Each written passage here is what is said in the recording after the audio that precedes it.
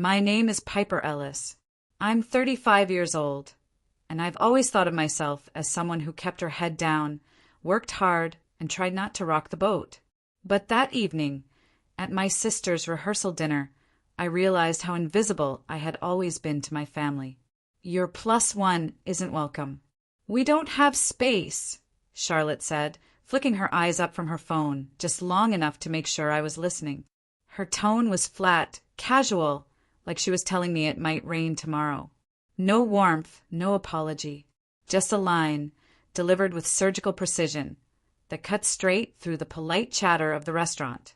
I glanced at Jason, my boyfriend of 4 years, standing beside me. His hand found mine instinctively, thumb brushing over mine with a quiet reassurance. Jason didn't speak much in moments like these. He didn't need to. His silence was a shield, a way to let the world reveal itself without interruption. I took a deep breath, measuring my words. "Excuse me," I asked, trying to keep my voice neutral. Charlotte finally looked up fully, arching one eyebrow as if the audacity of my questioning amused her. I said there isn't room. We already have a strict head count. It's the venue's policy. I could see my mother across the table, obsessively arranging napkins and silverware as if the perfect folds could erase the tension. My father sat in his usual armchair near the window, swirling his drink, eyes glazed over, pretending he didn't notice. I squared my shoulders. "Liam's new girlfriend can come, right?" I asked evenly, my voice calm but firm. Charlotte's head snapped up, her mouth opening slightly in surprise. "That's different," she said finally, as though that one word could justify 1,000 invisible lines drawn between us. Not a question, a verdict. Jason's fingers tightened around mine. Just a little, enough to let me know he was there, solid and steady. My heart thrummed in my chest. I wasn't about to beg, but neither was I about to accept their pattern of favoritism silently anymore. "The situation is tight," Charlotte added, smirking now, as if her explanation was sufficient for anyone with half a brain. "We want Liam comfortable. His girlfriend has been respectful, polite, quiet. You—" She paused, her eyes scanning me as though looking for some flaw I should apologize for. "You know how you are." I laughed softly, though there was no humor in it. "I know exactly how I am," I said. "And apparently I'm too much for a rehearsal dinner." My voice was calm, clipped, but inside a fire had begun to burn. Jason squeezed my hand again. He didn't say a word, but his presence reminded me I wasn't alone in this. And suddenly, all the small injustices, all the invisible dismissals over the years, came rushing back in a tide I could no longer ignore.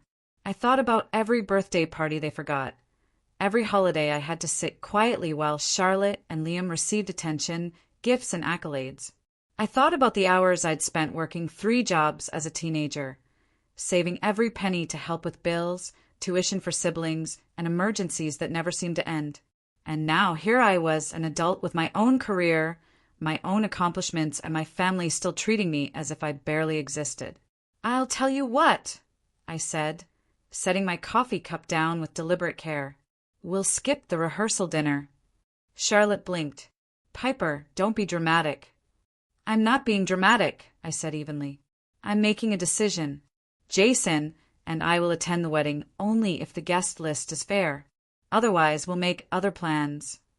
Her mouth opened, but no words came. She wasn't used to being challenged like this. My mother's hand stilled over the napkins, and my father finally lowered his glass, watching the confrontation like it was a television show. "I'm serious," I said, eyes locking with Charlotte's. 3 years I've supported Jason, stood by him, shared my life with him, and he's not even allowed a seat at your dinner. Yet Liam's girlfriend, whom you've known for 3 weeks, gets a place. Charlotte's lips pressed into a thin line. "That's different," she said, voice tight, defensive. "What's different?" I asked, calm but deliberate. "Is that I've spent years giving and helping quietly without needing applause or recognition. And now, when it's time to consider fairness, I'm dismissed again, just because I don't fit the image you want." The room fell silent. Jason didn't speak. He never did in these family storms. But I felt him there, a steady anchor against the chaos around me. And in that moment, clarity struck. This wasn't about the rehearsal dinner. It never had been. This was about power, control, who they deemed important enough to occupy space in their curated world. I reached for my phone. Actually, I said lightly, scrolling through my calendar, we'll skip the wedding too. Charlotte froze. My mother gasped. My father's mouth twitched, but he remained silent. You can't do that, Charlotte whispered, the first crack in her armor. I just did, I said. My words were gentle but irreversible. Jason and I will make our own plans. Plans that include us. Plans that don't require me to shrink to fit your rules. Jason smiled faintly, a small lift of his lips that said, without words, finally. And for the first time in a long while, I felt calm. Not defeated, not angry, just clear. I had drawn the line. And for once, they were on the other side. After Charlotte's words hung in the air like smoke, I stepped back, trying to steady my breathing. Jason's hand never left mine. He didn't need to say anything. His presence alone reminded me I had someone in my corner who actually saw me. As we walked out of the rehearsal dinner, the muffled chatter of the staff in diners seemed distant, almost unreal. The crisp night air hit my face, and I realized how long it had been since I had felt acknowledged, respected, even a little powerful. I thought about the years that had led me here. I wasn't the eldest. I wasn't the golden child. I was the middle child, the one everyone assumed would blend into the background. By the time I turned 16, I was working after school, stocking shelves, delivering papers, cutting hair in the garage I had converted into a makeshift salon. $8 a cut, $60 my first weekend. Barely enough to cover a month's bus pass, but I kept going. College wasn't an option. My parents' finances were stretched thin. Charlotte needed help with her tuition applications. Liam's soccer fees weren't negotiable. I had learned early that my ambitions weren't important. My work existed to smooth the path for everyone else. My sacrifices were invisible, assumed, filtered through the lens of my place in the family hierarchy. By 23, I realized that my boss, a small business owner I had worked for since I was 16, relied on me to pull in nearly $200,000 a year in revenue. I took home less than $50. Quietly, obsessively, I saved, scrimped, and planned, knowing the day would come when I could own my own business and do it on my terms. Jason had been the first person to notice, slowly, without me volunteering information. The car I drove paid off. The emergency savings I never mentioned. The way I could handle anything life threw at me without panic. How do they talk to you like you barely get by? He had asked one night. I didn't have an answer then. I didn't tell them because I had learned silence kept my success from being weaponized against me. And now here we were, years of quiet labor, compounded sacrifices, and still Charlotte thought she could dictate who mattered at her rehearsal dinner, who had space, who deserved a seat, who could sit beside whom. The entitlement in her tone wasn't subtle. It was a lesson. You are expendable. We drove home in silence. Not awkward silence, but reflective, weighted with the gravity of choice. Jason finally spoke, quiet as always. Are you okay with this? I let the city lights blur past the windshield, the neon signs and street lamps casting shifting patterns across my hands. I am, I said. For the first time, I'm not absorbing their disrespect anymore. It lands where it belongs. That night, sleep eluded me, not anger, but a calm that didn't feel like weakness. It felt like recognition of my own value. I reflected on every family gathering, every overlooked birthday, every dollar quietly given, every word unspoken. They had always decided who I was, and everything since had been filtered through that judgment. The next morning, Jason made coffee with his usual precision. I leaned against the counter, letting the steam and the warmth settle over me. They're going to spiral today, he said, glancing at me. I nodded, sipping the coffee. Let them. This isn't about them. This is about finally letting the truth carry weight. My parents, of course, didn't understand. Calls came in, texts, frantic voicemails. Charlotte's voice rang in my head, demanding justification, claiming drama over a single dinner. They didn't see the pattern. They never had, but I did. And now the pattern had consequences. I thought back to Liam's birthday party 3 months ago, nearly $4,000 spent, and how I had covered a portion because no one else would. I thought of Charlotte's engagement party for $1,200, which I quietly contributed to without acknowledgement. All of it, the invisible labor, the emotional investment, the financial aid, had been filtered away, dismissed, assumed. And suddenly, skipping the rehearsal dinner and the wedding wasn't a dramatic reaction. It was a statement of clarity. If I was invisible to them, I would make my absence undeniable. If they thought my presence was optional, I would make it literal. I opened my laptop, scrolling through resorts, rates, availability. Bali caught my eye. A private villa, quiet, luxurious yet intimate. Jason leaned over my shoulder, smiling. "Do it," he whispered. "This is your life. Yours, not theirs." By mid-morning, reservations were booked in our names. Confirmation emails chimed almost immediately. The calm I had felt the night before solidified into something concrete, tangible. I was choosing myself. Later that day, the doorbell rang. Charlotte, flanked by her fiancé and my mother, appeared like storm clouds on the threshold. Charlotte's eyes were red, but her posture was rigid. "We need to talk," she said. "I agree," I replied evenly. "This isn't about one dinner. This is about a pattern of exclusion. I won't be complicit anymore." And in that moment, I realized that choosing myself didn't require rage. It required clarity, boundaries, calm assertion, the storm of emotions behind them, panic, entitlement, indignation, wasn't mine to carry. Jason reached over, hand brushing mine again, and I felt grounded. For the first time in years, I wasn't the quiet middle child, the invisible labor, the one who made everything easier for everyone else. I was a woman who could define her space, her presence, and her life. Charlotte's lips pressed into a tight line. My mother tried reasoning. I listened, but my mind was elsewhere.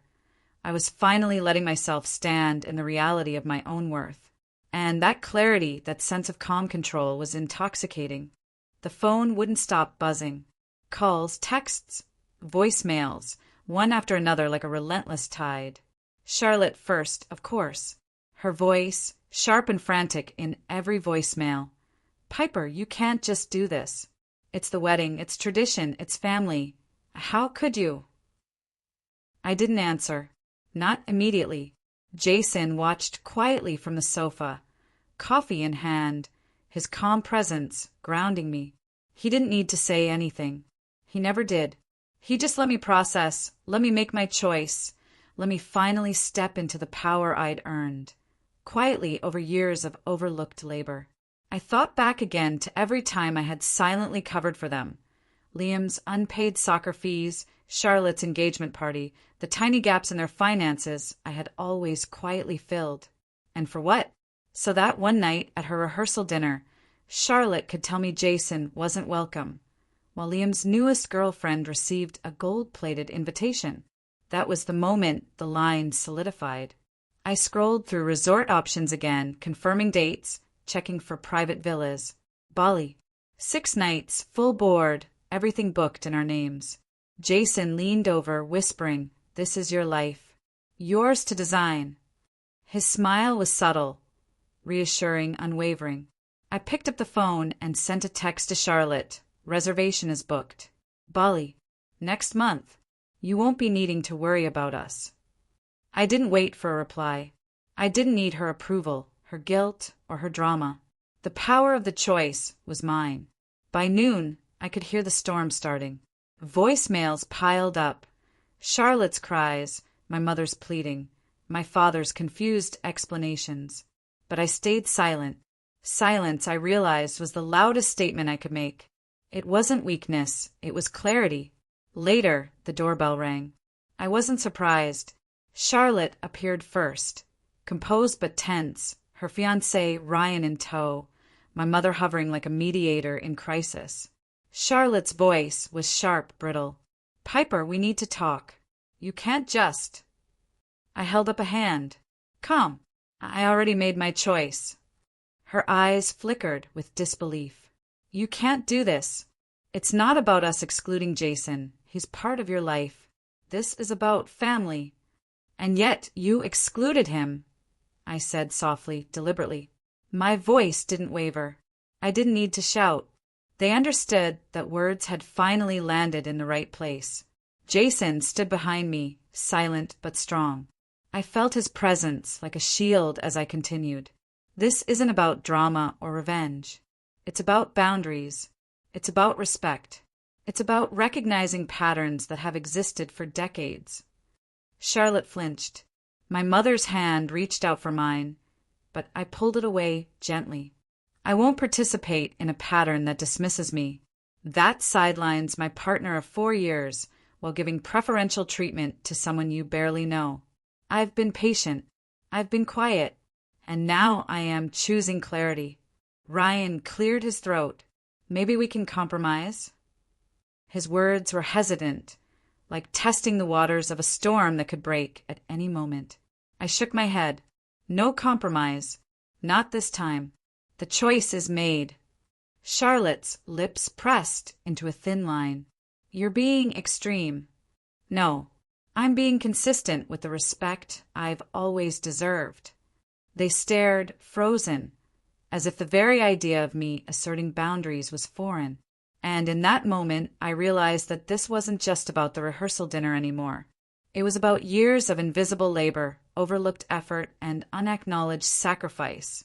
I thought back to my teenage years, working late into the night, juggling multiple jobs, scraping together savings while my siblings' needs and wants were prioritized. I remembered the countless family dinners where my contributions were invisible, assumed, or dismissed. I remembered Jason asking, "Why do they treat you like you barely exist?" Now that question had its answer. The recognition wasn't in their apologies or understanding. It was in my choice, in the act of finally stepping into my own authority. "We'll be leaving for Bali next month," I said calmly. "Private villa, 6 nights, all arrangements handled. Jason and I will be taking this time for ourselves. It's non-negotiable." Charlotte's voice cracked. "You can't do this. You're blowing up over one dinner." "One dinner." I repeated, calm and deliberate. "This isn't about a dinner. It's about the countless times I've been overlooked, about the years of being asked to sacrifice while no one asked how I was doing, about a pattern of exclusion that finally reached its tipping point."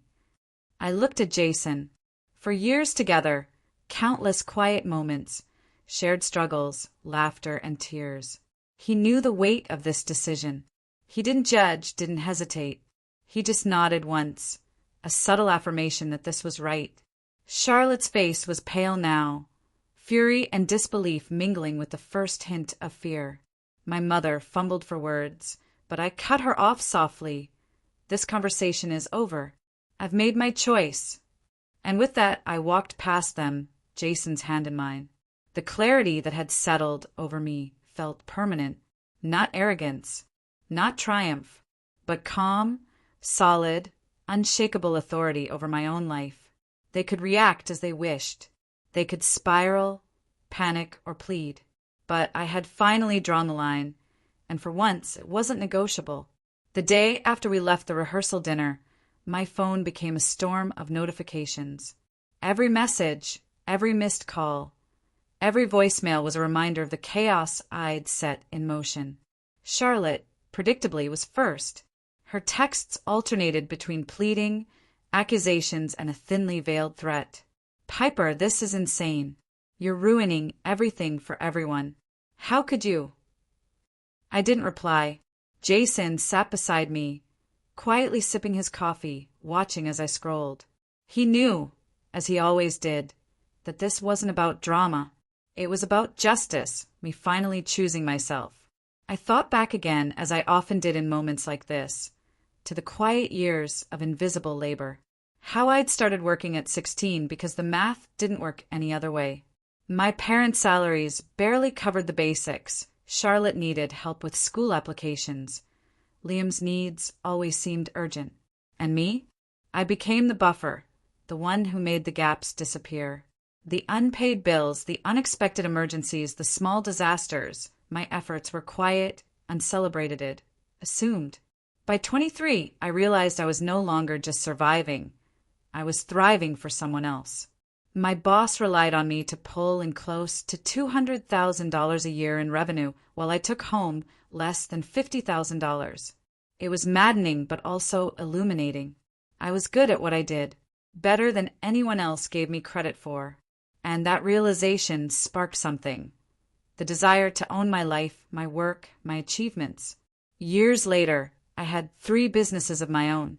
I didn't flaunt it. I didn't need to. But the truth was simple. I had built my world quietly, independently, while they assumed I was scraping by.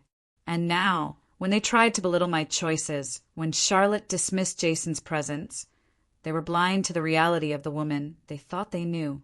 Their panic over the rehearsal dinner and my sudden withdrawal from the wedding was almost comical in its intensity. Charlotte called repeatedly, leaving messages filled with outrage, disbelief, and guilt. My parents texted, trying to mediate, pleading for reconciliation. "Piper, we never meant to hurt you," one message read. But words, as always, were insufficient. Actions mattered. Patterns mattered. And this was the first time I was insisting that those patterns be acknowledged. Jason and I sat in our living room, surrounded by the quiet hum of a home that finally felt ours. The Bali reservation confirmation chimed softly in my email inbox, a tangible reminder that some choices can't be reversed. It wasn't about revenge.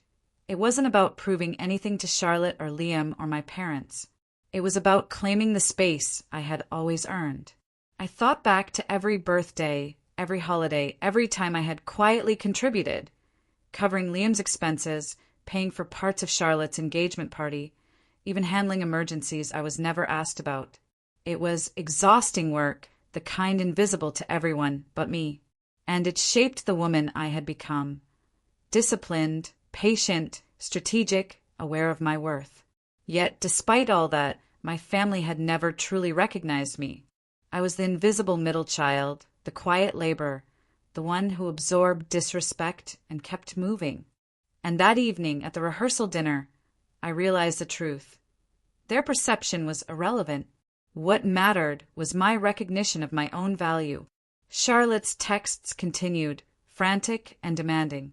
She tried every tactic, guilt, persuasion, logic, even anger. But none of it penetrated the armor I had built through years of perseverance. I had learned to see the patterns, to recognize when my presence was assumed and when it was conditional. And this was my first act of setting those boundaries, decisively. I remembered Jason's words that morning, quiet but firm. "You've earned this. Don't let them take it from you."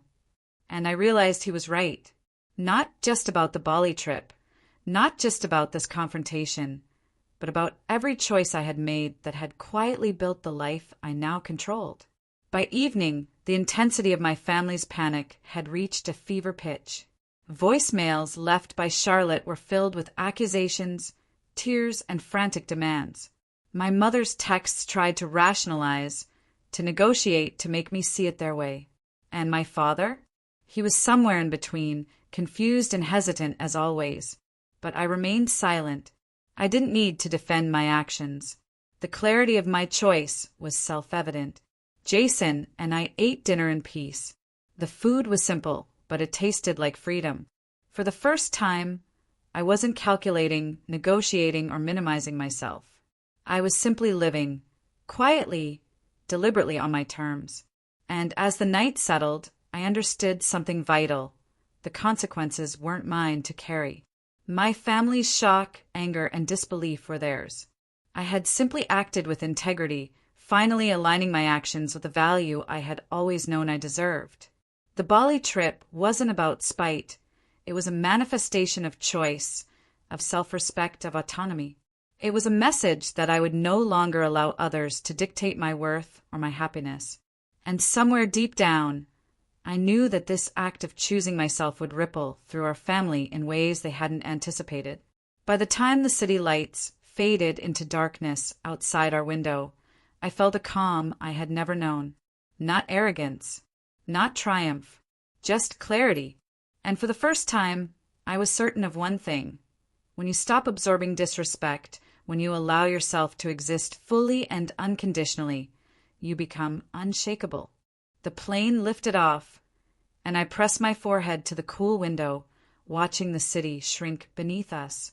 Bali, not just a destination, but a statement, a quiet, deliberate declaration that I had chosen myself, my life, and my happiness over patterns that had always made me feel small. Jason's hand found mine, and we held it in silence. No words were necessary. We had already said everything through the act of leaving. When we arrived at the villa, the tropical air wrapped around us like a welcome we had always deserved. Jason laughed softly as we explored the infinity pool, the open-plan kitchen, and the quiet terraces overlooking the ocean. This was our space, untainted by old hierarchies, old expectations, and old judgments. For the first time in years, the world felt simple. And yet, I knew the echoes of the storm we had left behind were still rippling through my family. 3 days into the trip, the emails and messages slowed, replaced by frantic calls that went unanswered. Charlotte, my mother, and even Liam tried every tactic, pleading, reasoning, guilt-tripping. But none of it could breach the calm I had cultivated. I understood finally that they had never truly acknowledged me, not the piper who had worked 3 jobs, scraped together savings, built businesses from nothing, and navigated life with resilience. They had only seen the piper they decided I was quiet, malleable, always available to fill their gaps. Jason and I spent our mornings drinking coffee on the terrace, our evenings with our feet in the pool, the air fragrant with salt and blossoms. We didn't post photos, no social media updates, no passive-aggressive reminders of our absence. Just life, simple and unadulterated. And it was intoxicating. One evening, as the sun set over the horizon, Jason asked quietly, "Do you miss them?" I thought about my parents, my siblings, and all the moments I had spent absorbing disrespect, performing labor that went unseen, bending myself to fit a narrative that wasn't mine. "I miss who I thought they were," I said finally, the words carrying both nostalgia and clarity, not who they had shown themselves to be in reality. It wasn't revenge that drove my choices. It was clarity, calm, and recognition of my own worth. I had given them every chance to treat me differently, to value me, to see me fully. But patterns, I realized, rarely change until confronted decisively, and I had confronted them. By the time we returned home, life had shifted in ways I hadn't anticipated. The silence from my family wasn't loud. It wasn't dramatic. It was cautious, tense, and tentative. They weren't sure which piper they would find if they knocked on the door. And that uncertainty, that pause, was powerful. A week later, my father appeared at my main shop, standing awkwardly near the doorway like a visitor unsure if he belonged. "Piper," he said, voice quiet, careful. "I owe you an apology. We never really understood."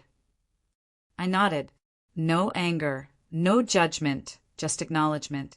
"It's not about money," I said softly. "It's about recognition, about understanding the pattern." He handed me an envelope. "We tried to add up what we thought we owed you," he said. I almost laughed. "A check. $412.85. A token, small and insufficient, but it didn't matter." I slid it back across the counter. "I don't need this," I said. "I need understanding." And slowly, over the next few weeks, the small shifts began. Charlotte sent a handwritten letter, the first real apology I had received from her in years. She admitted jealousy, admitted she had always felt threatened by my quiet success, admitted that the rehearsal dinner was never about space, it was about control. Her words were cautious, measured, but genuine. "I'm not ready to let you back into my life yet." I wrote back after 2 weeks. "Show me change through actions, not words." And she did, slowly and perfectly. Therapy sessions, small gestures, tentative conversations. Not fully restored, but the first cracks in old patterns had begun. My parents, too, were learning to see me differently, not as the quiet middle child, the invisible helper, but as a woman of agency, clarity, and accomplishment. Jason and I married that September. A small vineyard ceremony. 30 people. No seating charts that excluded love. No politics. No hierarchy. My parents attended. Charlotte came later in her own way, tentative but respectful. Liam didn't attend, and I was fine with that. Peace feels different when you earn it. It's quieter, deeper, unshakable. 2 years later, our lives are full in ways I never expected. I opened a 4th location of my business. Jason's company is thriving. We're expecting a daughter. Our home is warm, abundant, unfiltered by old judgments. I often think of the phrase my grandmother used to say, "Blood makes you related. Loyalty makes you family." And I understand it now in ways I couldn't have at 20 or 30. It's not about revenge. It's about recognition, boundaries, and the quiet power of choosing yourself. Charlotte is in therapy. We speak carefully, cautiously. Liam and I remain distant. My parents' relationship with me has deepened. Not dramatically, but slowly with honesty and understanding. And me? I finally see myself fully without apology or hesitation, grounded in the knowledge that my life, my love, my labor, and my choices are mine and mine alone. The months after the Bali trip passed with a quiet rhythm. Not dramatic, not explosive, just a gentle settling of dust after a storm. Jason and I returned home with a sense of calm that I hadn't known was possible. The villa, the ocean, the sunsets, they weren't just beautiful scenery. They were symbols of a choice I had finally made, to claim my life, my love, and my labor without apology. Charlotte slowly began showing change through actions. Therapy, small gestures of acknowledgement, tentative conversations. Not full reconciliation, but enough that I could recognize effort. Liam remained distant, and I was okay with that. Some bridges aren't meant to be rebuilt. My parents, after the initial shock, seemed to see me differently. My father's awkward visits, my mother's quiet questions about the businesses I ran, their cautious acknowledgement of my autonomy. They were small but meaningful. They weren't trying to control me. They weren't filtering my life through the lens of who they decided I was. They were finally seeing me for who I had become. Jason and I married that September in a small vineyard ceremony. 30 people, no exclusion, no hierarchy, no drama. My parents attended. Charlotte came later, tentative and careful, and Liam did not. I didn't mind. I had spent decades trying to earn their recognition. Now I had earned peace instead. The day of our wedding, I stood by the vines, the sun warm on my back, Jason's hand holding mine, and I felt a quiet clarity wash over me. This was my life, my choices, my love. No one could diminish it. No one could decide who mattered beside me. I had finally crossed the invisible line my family had drawn decades ago. I thought of the countless sacrifices I had made, the invisible labor that had gone unacknowledged. Years of working multiple jobs, scraping together savings, covering expenses for siblings, managing crises that were never mine to fix. I realized, finally, that all of it had built the foundation for this life. My independence, my businesses, my choices, they were my armor, my inheritance, and my victory. By the time our honeymoon arrived, the world felt different. Bali, finally, was ours to inhabit fully. No last-minute cancellations. No excluded partners, no judgments. Just space, warmth, and clarity. We didn't post photos, didn't flaunt our absence or success. We simply existed, fully, deliberately, beautifully. Pregnancy came 2 years later, and with it, a deeper sense of purpose. I held the tiny ultrasound print in my hands, smiling at the life we had created, a life untethered from old patterns of exclusion. Jason squeezed my hand. "Look at what you've built," he whispered. And I did. Not just the businesses, the home, or the family we were starting, but the life I had claimed for myself. Occasionally, Charlotte writes, carefully, apologetically. Sometimes we speak. Sometimes we meet for coffee. Small gestures, cautious conversations. She's learning, slowly, that control isn't loyalty and exclusion isn't love. My parents, too, navigate new boundaries. They see me differently, no longer filtering who I am through old assumptions. And me? I am no longer the invisible middle child. I am not the quiet labor. I am not the one whose contributions are assumed or dismissed. I am Piper Foster, entrepreneur, partner, future mother, woman who finally stopped absorbing disrespect and let it land where it belonged. I still remember the moment at the rehearsal dinner, the casual dismissal, the "your plus one isn't welcome." It could have broken me, but instead it became a turning point. The moment I realized that respect is earned not just by what you give, but by asserting your boundaries, claiming your value, and refusing to be sidelined. Looking back, I see the patterns clearly. The family that assumed my labor, my contributions, my presence were negotiable. The sibling who measured love and control. The parents who filtered my worth through assumptions. And I see, too, that choosing myself was not selfish. It was inevitable, necessary, and freeing. The Bali trip, the wedding, the quiet reclamation of my life, it wasn't revenge. It was consequence, clarity, and empowerment. They learned that boundaries matter. I learned that peace feels different when it's earned. As I rock my newborn daughter in our quiet home, watching Jason playfully pour coffee into our mugs across the kitchen counter, I feel grounded. The chaos of exclusion, entitlement, and unacknowledged labor feels distant now, like a lesson finally absorbed. I am free. I am whole. I am recognized first by myself, and that is enough. The phrase my grandmother used to say echoes in my mind, sharper now than ever. Blood makes you related. Loyalty makes you family. I understand it fully. It isn't about the name on a birth certificate or the shared history of holidays. It's about respect, recognition, and the quiet choices that define who stays in your life and on what terms.